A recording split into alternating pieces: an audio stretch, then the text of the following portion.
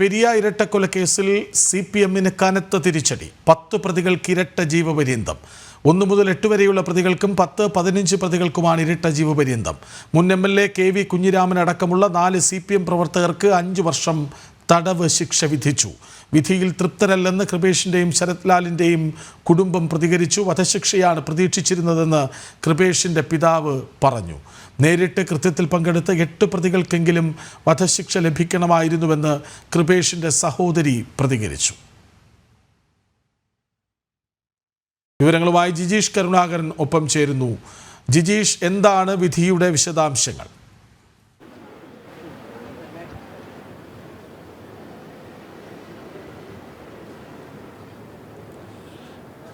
കൃഷ്ണരാജ്, ഈ കേസിൽ കൊലക്കുറ്റം തെളിഞ്ഞ 1 മുതൽ 10 വരെയുള്ള പ്രതികൾക്ക് ഇരട്ട ജീവപര്യന്തം തടവാണ് ഇപ്പോൾ ചുമത്തിയിട്ടുള്ളത്. 1 മുതൽ 8 വരെയുള്ള പ്രതികൾക്കും 10-15 പ്രതികൾക്കുമാണ് കോടതി ഇരട്ട ജീവപര്യന്തം വിധിച്ചിരിക്കുന്നത്. ഇതുകൂടാതെ കേസിൽ പ്രതികളായ മുൻ MLA KV കുഞ്ഞിരാമനടക്കം 4 CPM നേതാക്കൾക്ക് 5 വർഷം കഠിന തടവും ഒപ്പം തന്നെ 10,000 രൂപ പിഴ ശിക്ഷയുമാണ് ഇപ്പോൾ കോടതി വിധിച്ചിരിക്കുന്നത്. അതായത് 14 പ്രതികളിൽ 10 പേർക്ക് ഇരട്ട ജീവപര്യന്തം, 4 പേർക്ക് 5 വർഷം തടവ്, 10,000 രൂപ വീതം പിഴ ശിക്ഷ അത് കുടുംബാംഗങ്ങൾക്ക് നൽകണം എന്ന ഒരു ഉത്തരവ് തന്നെയാണ് ഇവിടെ വന്നിരിക്കുന്നത്. ഇതിൽ 14, 20, 21, 22 പ്രതികൾക്കാണ് 5 വർഷം തടവും 10,000 രൂപ പിഴയും ശിക്ഷ വിധിച്ചിരിക്കുന്നത്. അതിൽ KV കുഞ്ഞിരാമൻ മുൻ MLA CPM-ന്റെ കാസർഗോഡ് ജില്ലാ നേതാവ്, ഒപ്പം തന്നെ ജില്ലാ സെക്രട്ടേറിയറ്റ് അംഗം മുൻ MLA കൂടിയായ KV കുഞ്ഞിരാമന് അടക്കമാണ് ഈ ശിക്ഷ. 14, 20, 21, 22 പ്രതികൾക്കാണ് 5 വർഷം തടവ് ശിക്ഷ ലഭിച്ചിരിക്കുന്നത്. 1 മുതൽ 8 വരെയുള്ള പ്രതികൾക്ക് ഇരട്ട ജീവപര്യന്തമാണ് ലഭിച്ചിരിക്കുന്നത്. എന്നാൽ ബന്ധുക്കൾ ഇക്കാര്യത്തിൽ പറയുന്നത് നേരിട്ട് പങ്കെടുത്ത ആളുകൾക്കടക്കം പരമാവധി വധശിക്ഷ തന്നെയായിരുന്നു ലഭിക്കേണ്ടിയിരുന്നത്. കാരണം ഇവരുടെ മരണമൊഴിയിലടക്കം പറഞ്ഞിരിക്കുന്ന പേരുകാർ പോലും ഈ 1 മുതൽ 8 വരെയുള്ള പ്രതിപ്പട്ടികയിലുണ്ട്. അവർക്കൊന്നും തന്നെ വധശിക്ഷ ലഭിക്കാത്തത് അത് ഒരു നീതി നിഷേധമായി തോന്നുന്നു. അത് പൂർണ്ണ തൃപ്തരല്ല തങ്ങൾ എന്ന കാര്യം തന്നെയാണ്. മാത്രമല്ല ഇക്കാര്യത്തിൽ കോൺഗ്രസ് നേതാക്കളുടെ പ്രതികരണവും അതുതന്നെയായിരുന്നു. രാഹുൽ മാങ്കൂട്ടത്തിലാണെങ്കിലും ഹൈബി ഈഡൻ MP ആണെങ്കിലും DCC പ്രസിഡന്റ് മുഹമ്മദ് ഷിയാസ് ആണെങ്കിലും എല്ലാം തന്നെ പ്രതികരിച്ചപ്പോൾ പറഞ്ഞൊരു കാര്യമെന്ന് പറയുന്നത് വധശിക്ഷയ്ക്ക് തന്നെയായിരുന്നു തങ്ങൾ കാത്തിരുന്നത്. പരമാവധി വധശിക്ഷ നൽകാമെന്ന വകുപ്പുകളും ഉണ്ടായിരുന്നു. എന്നാൽ എന്തുകൊണ്ട് അത് ലഭിച്ചില്ല എന്ന ഒരു ചോദ്യം അവർ ഉയർത്തുകയും ചെയ്യുന്നുണ്ട്. അതുകൊണ്ട് തന്നെ ഈ നിയമ പോരാട്ടം ഇവിടെ അവസാനിക്കുന്നില്ല. 24 പ്രതികളിൽ 10 പേരെ വെറുതെ വിട്ടതിനെതിരെ ഉള്ള അപ്പീൽ, ആ അപ്പീലിനൊപ്പം തന്നെ വധശിക്ഷ ലഭിക്കാത്തതിനെതിരായ നിയമ പോരാട്ടങ്ങൾ കൂടി തങ്ങൾ തുടരുമെന്ന കാര്യം അവർ ചൂണ്ടിക്കാണിക്കുകയും ചെയ്യുന്നുണ്ട്. ഒപ്പം കൃപേഷിൻ്റെയും ശരത്ലാലിൻ്റെയും എല്ലാം തന്നെ കുടുംബവും അവരുടെ സഹോദരിമാരും മാതാപിതാക്കളും എല്ലാം തന്നെ ഇക്കാര്യത്തിൽ പ്രതികരിച്ചതും അതുതന്നെയാണ്.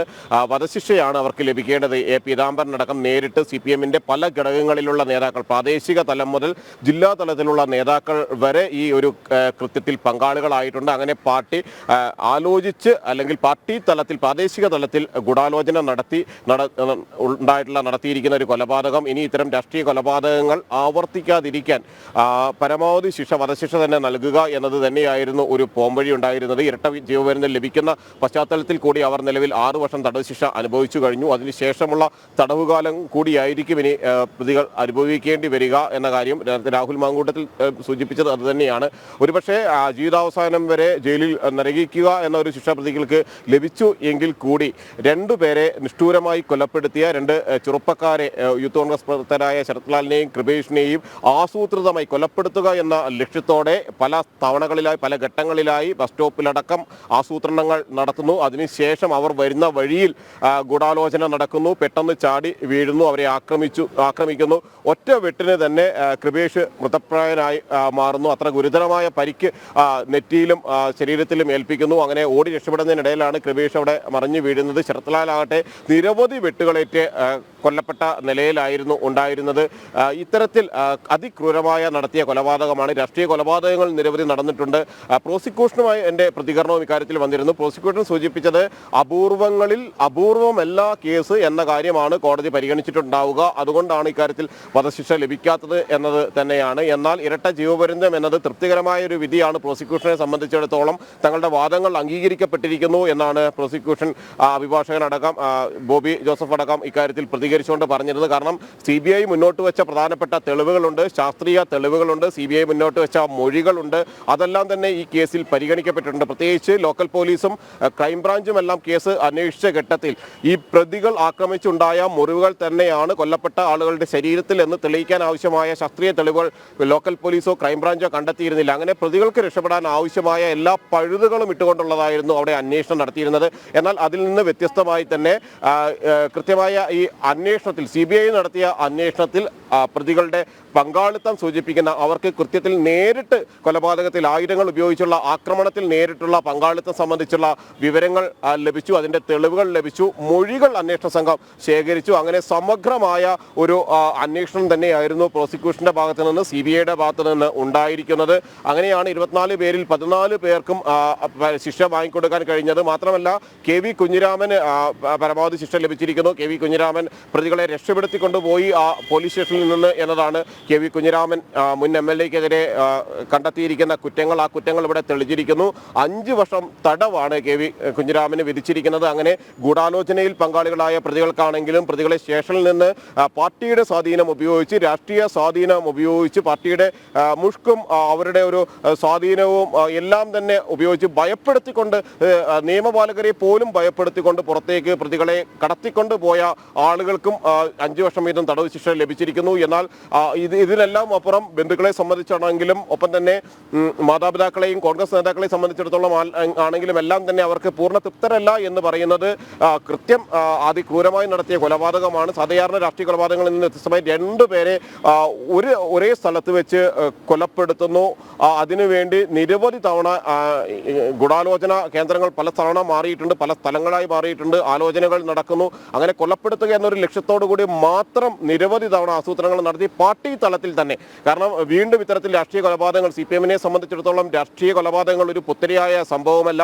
CPMന്റെ രാഷ്ട്രീയ കൊലക്കത്തിക്ക് ഇരയായവരിൽ കോൺഗ്രസ് പ്രവർത്തകർ മാത്രമല്ല, BJPയുടെയും രാഷ്ട്രീയ സ്വയംസേവക സംഘത്തിൻ്റെയും എല്ലാം തന്നെ നിരവധി പ്രവർത്തകർ CPMന്റെ രാഷ്ട്രീയ കൊലക്കത്തിക്ക് ഇരയായിട്ടുണ്ട്, അക്രമ രാഷ്ട്രീയത്തിന് ഇരയായിട്ടുണ്ട്. അതേ സാഹചര്യത്തിൽ ഇനി ഇത്തരം കൃത്യങ്ങൾ ആവർത്തിക്കാതിരിക്കാൻ, അല്ലെങ്കിൽ കൊലപാതകങ്ങൾ ആവർത്തിക്കാതിരിക്കാൻ ഇതിന് പിന്നിൽ പ്രവർത്തിക്കുന്ന ആളുകൾക്ക്, നേരിട്ട് പങ്കെടുത്ത 10 പേർക്ക് അല്ലെങ്കിൽ കൊലക്കുറ്റം ചുമത്തപ്പെട്ട 10 പേർക്ക് മാത്രമല്ല, അവിടെ പ്രതികളെ രക്ഷിച്ചുകൊണ്ടുപോയ ഗൂഢാലോചനയിൽ പങ്കാളികളായിട്ടുള്ള അത്തരത്തിലുള്ള ആളുകൾക്ക് കൂടി പരമാവധി ശിക്ഷ ലഭിക്കുന്നതോടുകൂടി ഇത്തരം കൃത്യങ്ങളിൽ നിന്ന് പങ്കാളികളാകുന്ന ആളുകൾ പിന്മാറും, അല്ലെങ്കിൽ ഭയപ്പെടുന്ന ഒരു സ്ഥിതിവിശേഷം ഉണ്ടാകും. അത് രാഷ്ട്രീയ കൊലപാതകങ്ങൾ കുറയ്ക്കുന്നതിന് കാരണമാകും എന്നെല്ലാം തന്നെയാണ് ഇതുമായി ബന്ധപ്പെട്ട പ്രതികരണങ്ങളിൽ കോൺഗ്രസ് നേതാക്കളാണെങ്കിലും ഒപ്പം തന്നെ ശരത് ലാലിൻ്റെയും കൃപേഷിൻ്റെയും എല്ലാം ബന്ധുക്കളാണെങ്കിലും എല്ലാം തന്നെ പ്രതികരിച്ചത് ആ ഒരേ ഒരു കാര്യമായിരുന്നു. അവരെ സംബന്ധിച്ചിടത്തോളം നീതിയുടെ പൊൻവെളിച്ചത്തിന് വേണ്ടിയുള്ള ഒരു കാത്തിരിപ്പിലായിരുന്നു. അത് പൂർണ്ണമായും തെളിഞ്ഞു നിന്നില്ല എന്ന് തന്നെയാണ് അവർ പറയുന്നത്. അത് തെളിഞ്ഞു നിൽക്കണമെങ്കിൽ തങ്ങൾക്ക് മുന്നിൽ വധശിക്ഷ കാരണം വധശിക്ഷ നൽകാവുന്ന വകുപ്പുകളായിരുന്നു ചുമത്തപ്പെട്ടത് എന്നത്. അതുകൊണ്ട് തന്നെ കൊലക്കുറ്റം തെളിഞ്ഞ സാഹചര്യത്തിൽ വധശിക്ഷ ഇനിയൊരു കൃത്യം ഇതുപോലെ ആവർത്തിക്കാതിരിക്കാൻ വേണമെങ്കിൽ വധശിക്ഷ ലഭിക്കാമായിരുന്നു. അത് തന്നെ ആയിരിക്കും അപ്പീലിൽ വാദിക്കുക പ്രധാനമായും. അതായത് ഉറപ്പായും നിയമ നടപടി തുടരും, നിയമപരമായി മുന്നോട്ട് കുടുംബവും കോൺഗ്രസും അല്ലേ?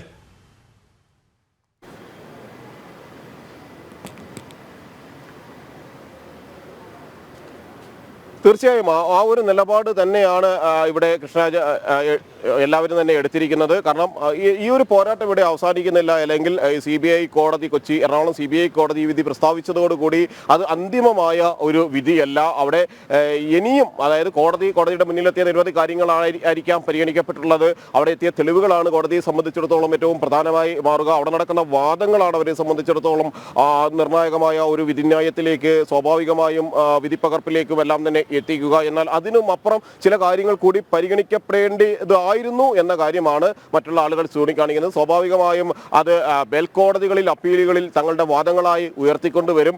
മരണമൊഴിയിൽ ഇവർ പറയുന്നുണ്ട്, കൊല്ലപ്പെട്ട ആളുകൾ അവർ മരണപ്പെടുന്നതിന് മുമ്പ് അത്യാസന്ന നിലയിലായിരിക്കുന്ന സാഹചര്യത്തിൽ ഗുരുതരമായി പരിക്കേറ്റ് രക്തം വാർന്ന് കിടക്കുന്ന സമയത്ത് നൽകിയ ചില മൊഴികളുണ്ട്.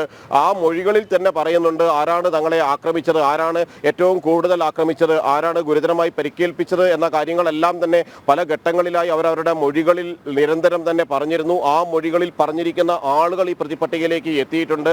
1 മുതൽ 8 വരെയുള്ള പ്രതികളിൽ ഇത്തരത്തിൽ കൊലക്കുറ്റം തെളിഞ്ഞിരിക്കുന്ന ആളുകളിൽ മരണമൊഴിയിൽ പറഞ്ഞിരിക്കുന്ന ആളുകളുണ്ട്. അവർക്ക് പോലും വധശിക്ഷ ലഭിച്ചിട്ടില്ല, ഇരട്ട ജീവപര്യന്തത്തിൽ ഒതുങ്ങിപ്പോയി എന്ന കാര്യം തന്നെയാണ് അവർ പറഞ്ഞിരിക്കുന്നത്. അതുകൊണ്ട് തന്നെ നിയമ പോരാട്ടത്തിൽ അന്തിമ വിധി തങ്ങൾക്ക് അനുകൂലമാകും. ആ അനുകൂലമായ അന്തിമ വിധി നേടിയെടുക്കുന്നത് വരെ നിയമ പോരാട്ടങ്ങളുടെ വഴിയെ തുടരുമെന്ന കാര്യം പറയുന്നു.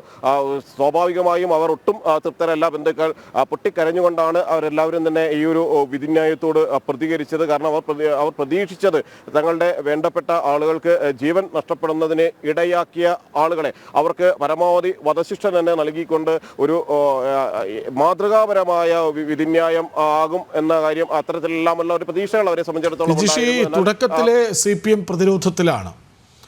തിരിച്ചടിയാകുന്നു, അത് കനത്ത തിരിച്ചടിയാകുന്നു. അതായത് ഞങ്ങളല്ല കൊന്നത്, ഞങ്ങളല്ല പിന്നിൽ എന്ന് പറഞ്ഞു തുടങ്ങിയ 6 വർഷങ്ങൾ അതിനുശേഷം നിങ്ങളാണ് എന്ന് തെളിയുന്നു, ശിക്ഷ വിധിക്കുന്നു. ഞങ്ങളല്ല എന്ന് പറഞ്ഞു തുടങ്ങിയത് മുതൽ പ്രതികൾക്ക് കുടുംബമുണ്ട്, പ്രായമായ അമ്മയുണ്ട് എന്ന് പറഞ്ഞ് അവസാനിപ്പിക്കുന്നതുവരെ CPM പ്രതിരോധത്തിലായിരുന്നു. ഇപ്പോഴതിൻ്റെ ആഴം കൂടുന്നുവോ?